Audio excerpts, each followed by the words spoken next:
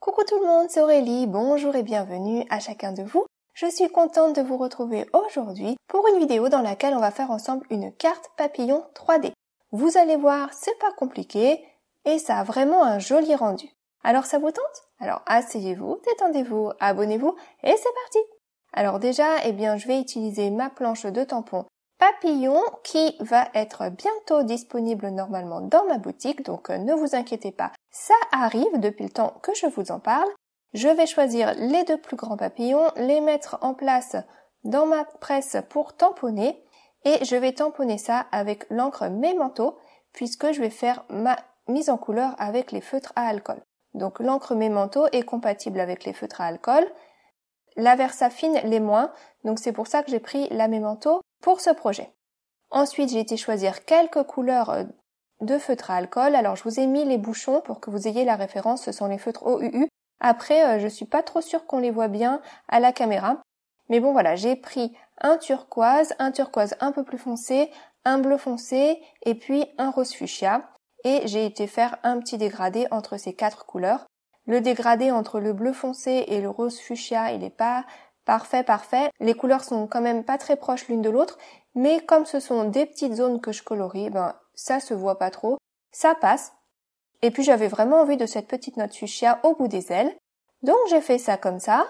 L'avantage des papillons, c'est qu'on peut vraiment y aller dans les couleurs, on peut prendre vraiment ce qui nous plaît. On peut prendre des couleurs plus réalistes si on veut, ou on peut faire quelque chose d'un peu plus fantaisiste, et c'est ce que j'ai fait aujourd'hui. En fait, j'avais même hésité au début à faire des petits papillons transparents, comme je vous avais fait dans une vidéo il y a quelque temps. J'avais beaucoup aimé le rendu. Après, je me suis dit que j'allais faire juste une mise en couleur et puis faire de l'embossage à chaud doré pour plus de brillant. Et puis finalement, non, j'ai tout gardé comme ça. Juste de la couleur, un contour noir, et ça va très bien. Donc j'ai gardé les mêmes couleurs pour les deux papillons. Donc pour les dégradés, c'est comme d'habitude, je dépose une couleur, je mets la suivante, je reviens avec la précédente, travaille un petit peu la transition, et puis je continue avec la couleur suivante, et ainsi de suite. Donc voilà, on fait ça comme on veut. Donc moi j'ai pris des tampons aujourd'hui.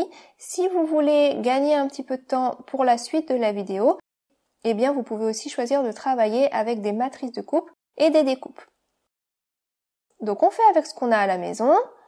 Voilà, donc j'ai été continuer le corps de ces papillons tout dans les mêmes couleurs.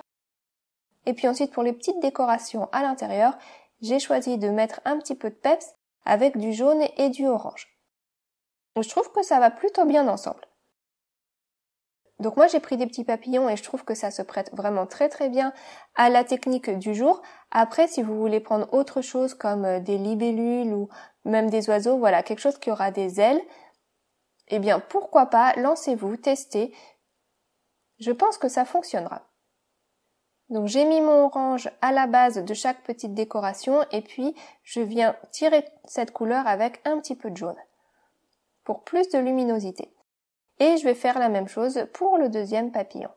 Donc c'est pas le même papillon, la forme est différente, mais les couleurs seront identiques. Comme ça ira bien ensemble. Donc je vais finir toutes les petites décos. Il me reste plus qu'à faire l'extérieur des ailes et là encore j'ai choisi du orange. Et puis, le corps des petits papillons également sera en orange. Donc, je finis tout ça. Et voilà, ça y est, mes papillons sont coloriés. Donc, moi, j'aime bien colorier, ça me détend. Je sais pas si je préfère colorier les fleurs ou les papillons, mais ces deux-là sont vraiment dans mes préférés. Et puis ensuite, j'ai été prendre donc des ciseaux pour découper tout autour. Donc, l'avantage d'un papillon, c'est que c'est quand même une forme assez simple. Et puis si on n'a pas envie de couper autour des antennes, on peut tout à fait les enlever si on veut. Donc moi j'ai pris le temps de découper tout autour. Et puis ensuite, j'ai été choisir 3 couleurs qui allaient bien donc avec mes papillons. Donc on peut prendre plusieurs couleurs dans la même teinte et faire un dégradé. Par exemple, j'aurais pu prendre fuchsia, rose et rose clair. Mais là, je me suis dit que j'allais vraiment faire un rappel de toutes les couleurs utilisées pour la mise en couleur. Donc j'ai pris orange, bleu et puis fuchsia. Le fuchsia ressort pas très bien à l'écran, on a un peu l'impression qu'il est rouge, mais c'est du fuchsia. Et puis je viens donc positionner mes papillons sur ces papiers colorés et je viens tracer le contour de chaque papillon. Alors là pour le coup je m'embête pas avec les antennes, je vais pas les redécouper. Je fais juste les contours des papillons sans les antennes. Et du coup, ça me donne vraiment des formes très très simples. Et je vais pouvoir les redécouper, donc plusieurs fois, chaque papillon 3 fois, une fois dans chaque couleur. C'est pour ça que je vous disais tout à l'heure, si vous voulez aller plus vite, vous pouvez utiliser des matrices de coupe. Vous décorez une matrice de coupe d'une certaine façon que vous mettrez sur le haut, et puis ensuite, vous pouvez la découper plusieurs fois dans différentes couleurs pour passer à la suite. Mais là, j'ai pas choisi des matrices de coupe, j'ai choisi des tampons, donc du coup, je viens faire mes découpes à la main. Mais vous voyez, une fois la forme sans antenne, c'est vraiment une forme très simple, donc ça se découpe vraiment sans difficulté. En tout cas, moi j'aime bien découper, donc ça ne me dérange pas. Et j'ai donc en tout été découper 6 formes, 2 dans chaque couleur, une pour chaque papillon. Donc j'ai simplement pris mes ciseaux et j'ai découpé un tout petit peu à l'intérieur de mon trait de crayon, parce que à choisir, je préfère que ma forme soit un poil plus petite que mon papillon de dessus, plutôt que plus grande. Je veux que sur la carte, ce qui se voit, ce soit le papillon de dessus et non pas les formes du dessous qui dépassent. Donc ça, vu que ça va être dessous, je préfère que ce soit vraiment pas plus grand que mon papillon initial. D'accord? Donc vous voyez, si je place mon papillon par-dessus, il recouvre parfaitement la forme. Donc c'est très bien. Du coup, ça me convient et du coup, je vais pouvoir continuer et tout découper. Donc je vais vous épargner ça et je vais découper ça hors écran. Et puis une fois que c'est fait, donc je vais quand même enlever les petites traces de crayon parce que j'ai beau essayer de découper à l'intérieur des traits de crayon, mais parfois quand même j'ai raté. C'était pas parfait, du coup il restait quelques petites traces. Donc je gomme tout ça et voilà, on a donc nos papillons qui peuvent s'empiler les uns sur les autres. Donc je crois que je vais mettre le papillon bleu à l'arrière, puis ensuite je mettrai le fuchsia et le orange par-dessus. Ensuite je vais prendre donc des petits carrés de mousse que je vais disposer sur les ailes. Et ça va me permettre de donner du volume aux ailes. Alors on peut aussi simplement choisir de plier chaque forme, chaque petit papillon un peu en deux, et les ailes auront un petit peu de volume. Et ça fera un peu le même effet. Mais l'avantage de faire ça, c'est que si on appuie dessus, pour le coup, si on écrase un petit peu la carte, normalement, le fait d'avoir mis de la mousse, ça va quand même soutenir mon papillon et il va rester en volume. Alors ça reste quand même une carte que je préférerais donner en main propre, parce que ça sera une carte avec pas mal de volume. Et puis j'ai été mettre un peu de scotch double face au niveau du corps du papillon au milieu. Alors, concernant les petits carrés de mousse 3D, plus vous allez les rapprocher du corps du papillon, plus ça va donner de volume à vos ailes. Si vous les mettez tout au bout des ailes, ça sera plus plat que si vous les mettez plutôt près du corps du papillon. Donc là, je les ai rapprochés un peu des ailes et par la suite, je les ai re-rapprochés pour donner encore plus de volume. Et puis l'avantage de mettre ça plutôt près du corps du papillon, c'est que quand on tourne la carte, on ne voit quasiment pas les petits morceaux de mousse puisqu'ils seront bien cachés sous les ailes. Alors que si je les mets tout au bout, là pour le coup ça se verra et ça sera moins discret. Donc j'essaye de les rapprocher à chaque fois quand même pas mal du corps du papillon au milieu et puis ensuite j'enlève toutes les protections et puis j'empile les couches. Donc là je vais pouvoir mettre la couche orange par-dessus. Hop là, c'est bon. Et vous voyez ce que ça construit petit à petit? Alors là, je trouve que la mousse entre le bleu et le fuchsia, justement, elle n'est pas assez près du corps du papillon, donc je vais les rapprocher un petit peu pour avoir plus de volume. Et là, vous voyez, c'est tout de suite plus écarté, ça me plaît mieux. Donc une fois que j'ai mis les 3 papillons de couleur, je vais pouvoir faire la même chose et mettre par-dessus mon papillon colorié. Ce sera donc ma couche du dessus. Là, au milieu, vous voyez, je mets donc du scotch double face. Par la suite, je vous montrerai que j'ai été rajouter un petit peu de colle parce que ça avait tendance à pas rester bien pressé l'un contre l'autre au milieu. Je pense que c'est dû au volume sur les côtés. Il vaut mieux que ce soit vraiment bien collé au milieu pour que ça fasse un meilleur effet, bien serré au centre et avec plus de relief sur les côtés. Donc je mets tout ça bien en place, j'enlève les petites protections et puis je peux coller la couche du dessus. Et voilà, ça fait chouette, non? Vous voyez tout ce volume là qui est créé? On a fait notre petit embellissement maison, 100% fait main. Et je trouve que ça le fait, avec pas grand chose. Alors on va faire la même chose avec le deuxième papillon. Vous voyez, j'ai préparé mes petits carrés et je les mets quand même assez proches du milieu. Et puis je viens poser donc un petit morceau de scotch double face au niveau du corps, là encore. C'est comme tout à l'heure, mais bon, je vous le refais un petit coup. Ça mange pas de pain. Donc là, je vais à nouveau mettre le bleu par-dessous, le rose au milieu et l'orange au-dessus. Donc j'enlève les protections, je viens coller le papillon suivant et je recommence l'opération. Il n'y a rien de compliqué. Cette carte, elle est toute simple en fait. Il faut juste prendre son temps pour préparer nos petits papillons, nos petites découpes et tout ça. Mais une fois que c'est fait, franchement, c'est assez fun à assembler et c'est pas compliqué du tout. Il n'y a pas de calcul, de mécanisme à découper ou quoi que ce soit. Voilà, donc je n'ai plus qu'à mettre le petit papillon du dessus. Et voilà, j'aime beaucoup ce que ça donne. Je me suis bien amusée à les faire en tout cas. Donc voilà, j'en ai fait 2 pour cette carte-ci. J'aurais pu en faire plus, j'aurais pu en faire moins. Chacun fera comme il voudra.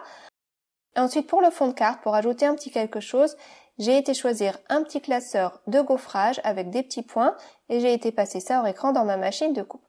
J'ai également préparé une base de carte et mes petits papillons iront se mettre comme ceci par-dessus. Et puis je vais mettre une petite salutation avec du papier noir pour un meilleur contraste. Et donc je vais déjà mettre mon petit coussinet antistatique sur tout ça. Et puis je vais venir tamponner un petit mot qui vient donc avec la même planche de tampon. Et ça dit juste un petit mot. Donc je tamponne ça avec de l'encre Versamark, je mets de la poudre à embosser blanche et je vais chauffer ça hors écran. Et voilà ma petite salutation terminée. Je viens la coller de biais sur ma carte aujourd'hui pour changer un petit peu. Donc ça y est, c'est collé. Les petits papillons, j'ai essayé de les coller aussi avec de la colle et puis ça tenait pas. Je pense que c'est parce que j'ai mon embossage à froid par-dessous avec du relief et du coup ça tenait pas bien. Donc c'est pas grave, j'ai pris mon scotch double face et j'ai été mettre ça au dos du papillon. Et voilà. J'enlève les petites pellicules, si j'y arrive. Voilà, c'est bon. Et je viens coller ça donc sur ma carte.